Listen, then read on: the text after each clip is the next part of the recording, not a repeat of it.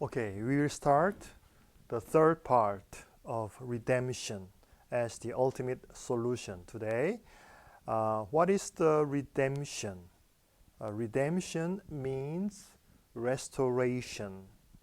Restoration accomplished by Jesus Christ through his work. It's namely his crucifixion, his death, and resurrection. What has he accomplished? Our redemption. He paid the price for our redemption. Okay? So redemption means first restoration. He restored everything what we have lost through the fall. Let me give you one example of redemption. Yeah, redemption means that you are bought, purchased by someone who paid the price for you. Yeah, for instance, you have a lot of debts and you were put into prison. Somebody had to pay for your debts, and Jesus did. So that is another word for salvation, but salvation means actually you were healthy originally, but you lost your health. You became very sick. And then salvation means you have restored your health, physical and spiritual, of course. So restoration means that your status, original status, is restored and you became healthy again. Well, there is one example I want to show you called epithese. This is a German word. The English word might be prosthesis. What is that? Maybe you can recognize as you see these pictures. Some people do not have ears or even eyes or even noses. Why nose? Because of the tumor or kind of accident, they have lost a part of their face. Of course, it can be a part of other body, but normally when you say prosthesis or epithese, it means you have lost some parts of your face, your head, but it is restored like this. This is a kind of artificial ear and eye. How is it possible? I want to show you one video. This is German broadcasting, so I will not let you listen to the voice of this anchor, but you can see what's going on, okay? It's about 20 years ago, broadcasted in Germany.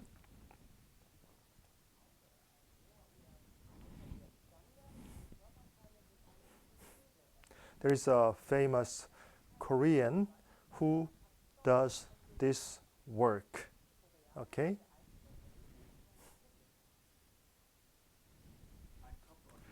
This is a model made by silicon, you see. All the parts can be disassembled and it's assembled again. So it is called epithese.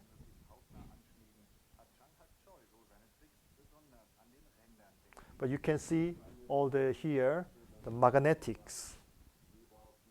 So he explains how it works. Some people have lost their nose because of heavy smoking or other problem. And then he makes this artificial part to restore his face or her face.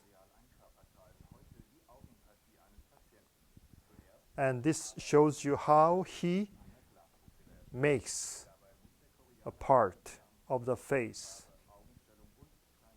And the eye is an acryl, but the rest is silicon. So he has the picture of the patient, and now he makes an epithese, a part. And then the patient came here, and now Mr. Choi tries to put it, and on the other side of each part there is a magnetic implant so that it can fit together. And this is a German doctor who made this implant operation, so they are always working together, and he shows how it works. So you can see the magnetic implant on the bone of the ear.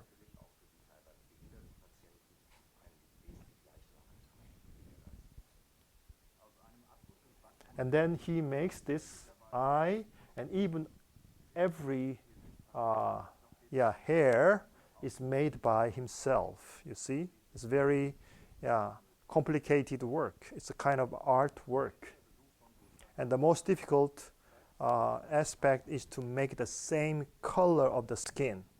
Now, this is almost the final face that you can see here. So normally he has the glass and he can see himself. Now he's very much satisfied because his face is restored, but also his whole being is restored. He's overjoyed, you see. So it's very much satisfied, you can find, right?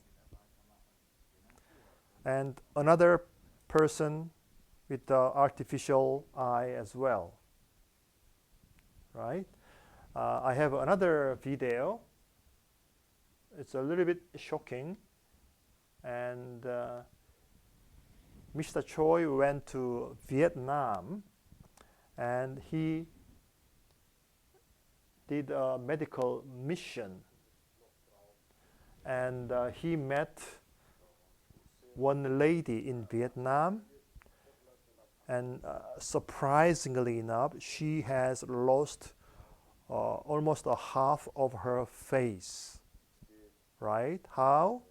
She told that when she was very young, she went into jungle and she met a bear, and bear attacked her and scratched her face, so she had to she has lost her half face, and always she covered her face with her black hair. But now she has met Mr. Choi, who can help her.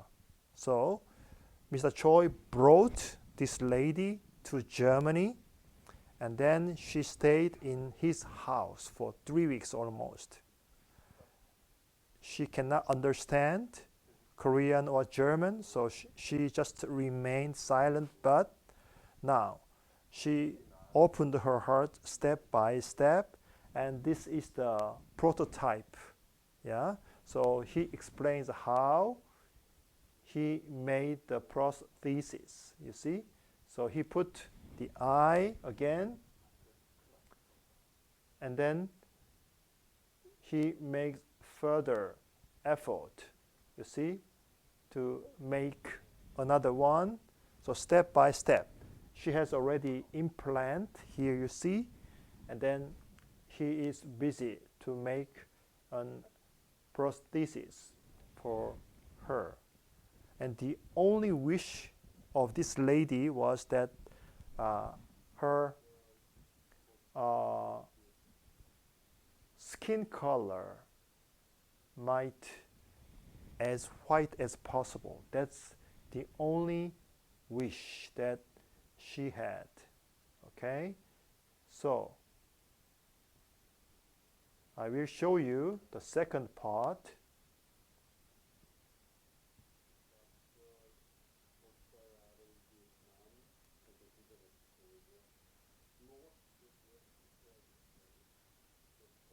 So this is the second part.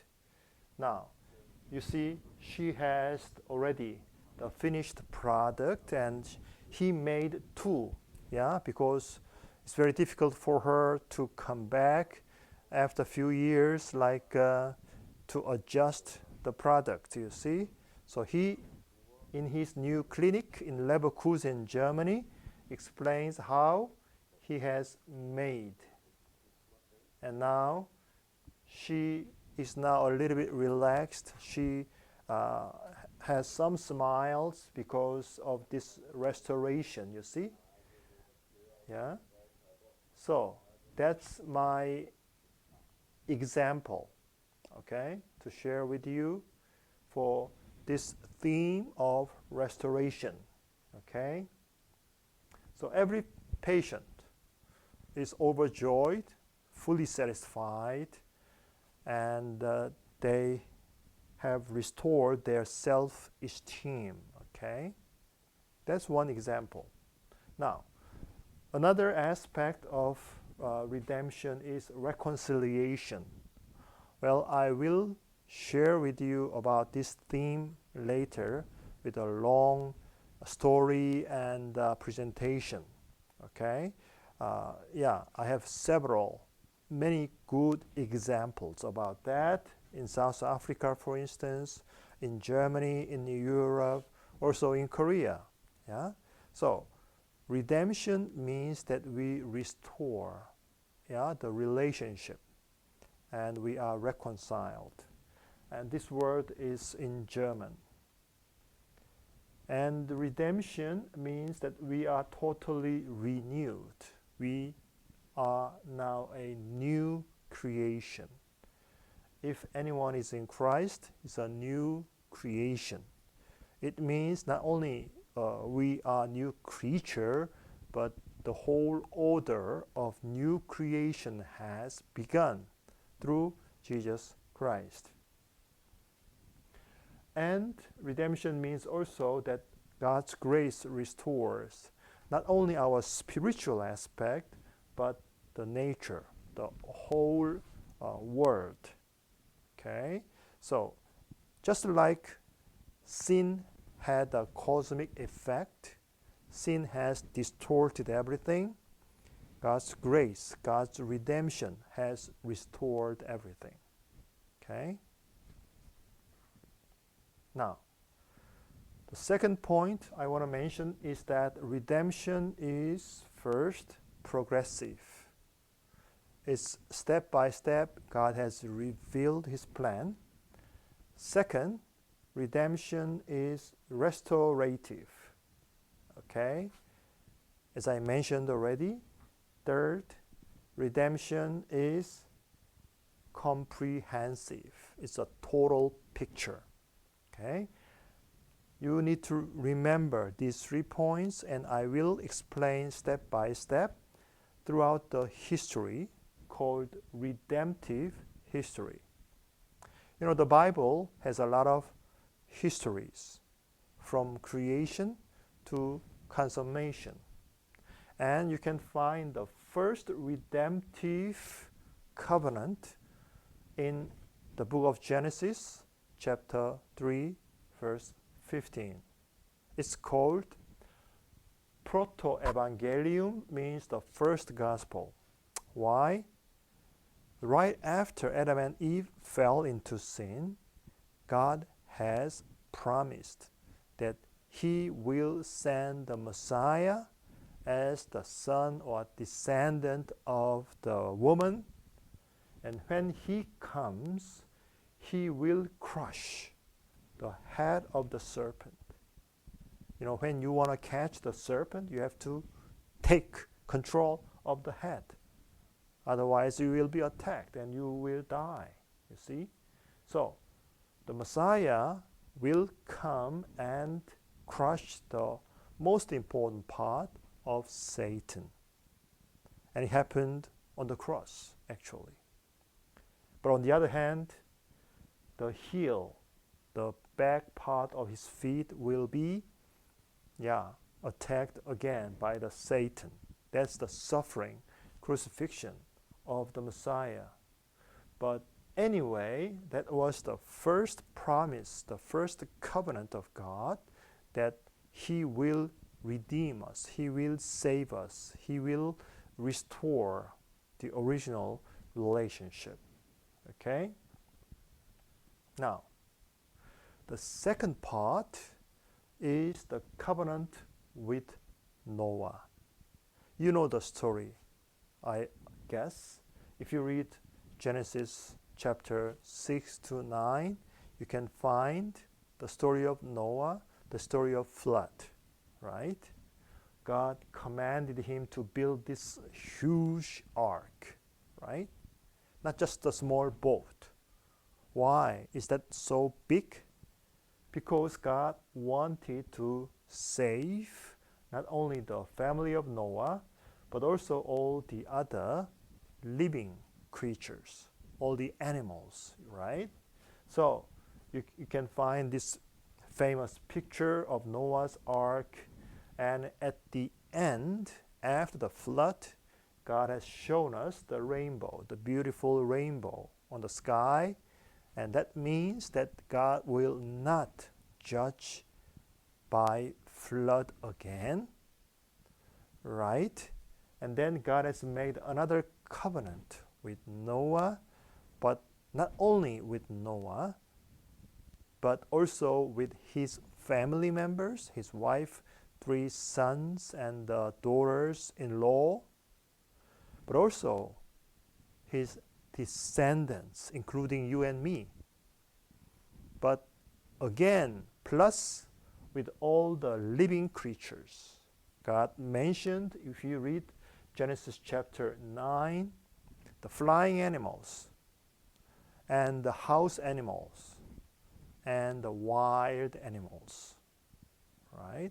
So this is one step further, because the first covenant, the first promise in Genesis 3, God only mentioned that he will send Messiah, right?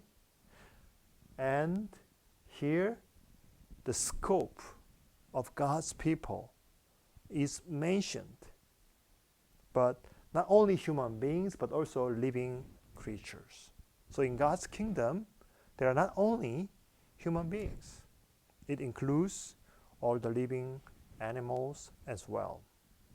Well, I want to talk about the rainbow here because it is not just a romantic sign.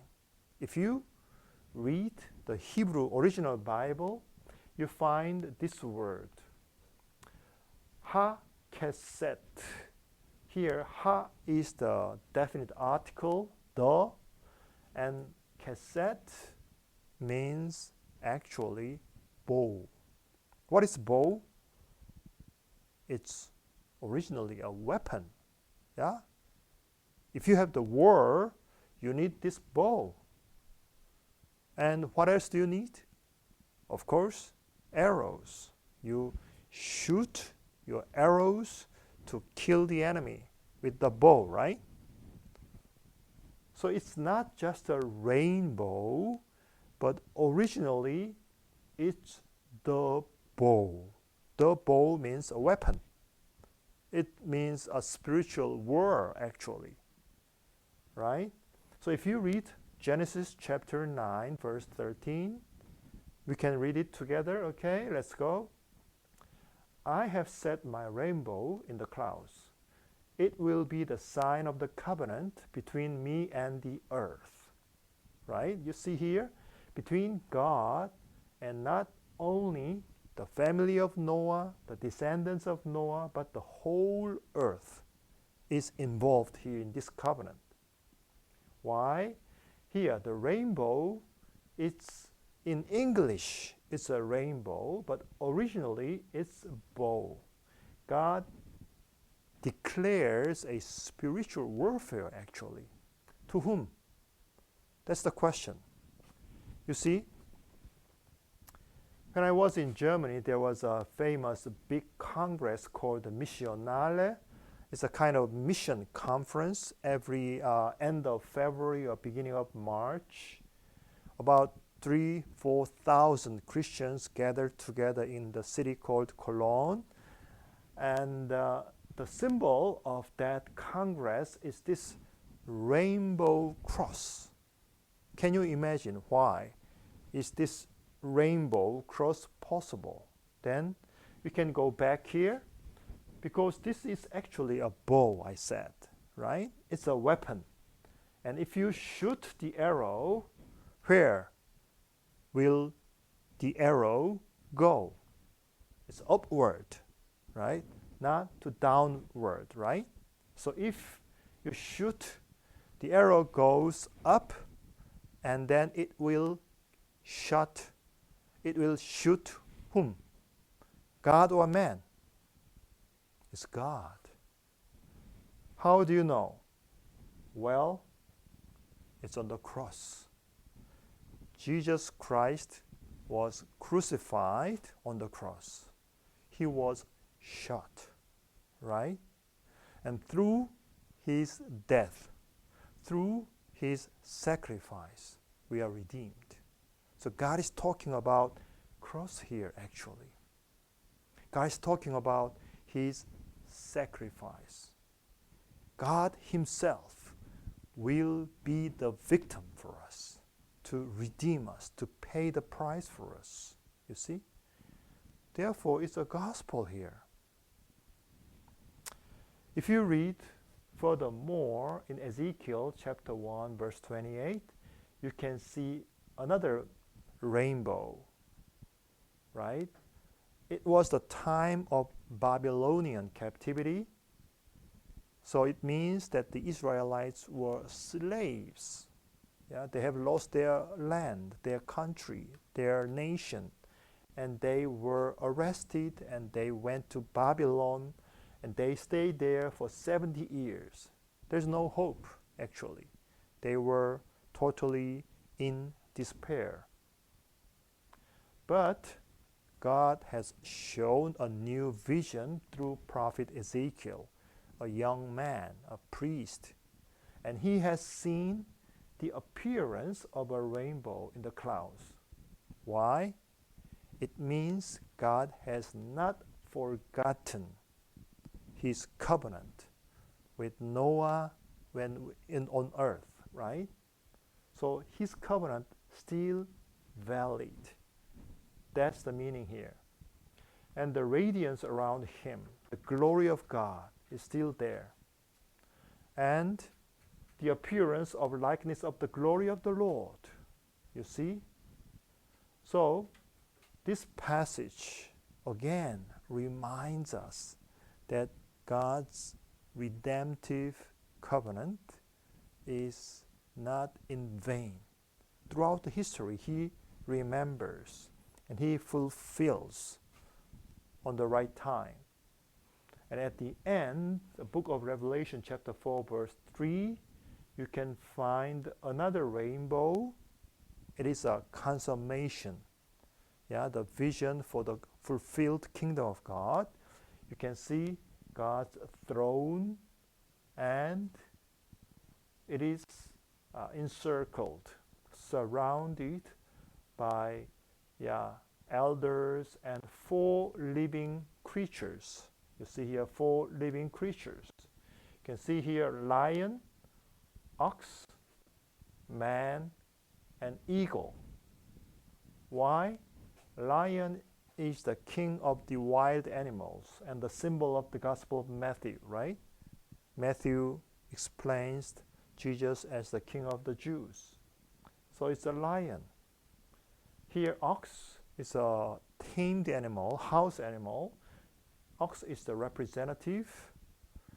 This also appears in Genesis chapter 9, but also it means that Jesus came to us not only as the king of the Jews, but also as a servant. He is the servant king. And here human being, again, Jesus as the Son of Man. He is the Son of God, but he came to us as the Son of Man, the human nature. That is described in the Gospel of Luke. Finally, you see the eagle. Eagle is the symbol of the flying animals. Yeah? So the Gospel of John is symbolized by eagle because John described the divine nature of Jesus Christ. So the 4 animals reflect 4 different aspects of Jesus Christ, but at the same time it represents the whole creatures mentioned in Genesis chapter 9. So you see, there is a total unity in the Bible on that theme. Okay, so we will take a just short break and we will continue. Okay.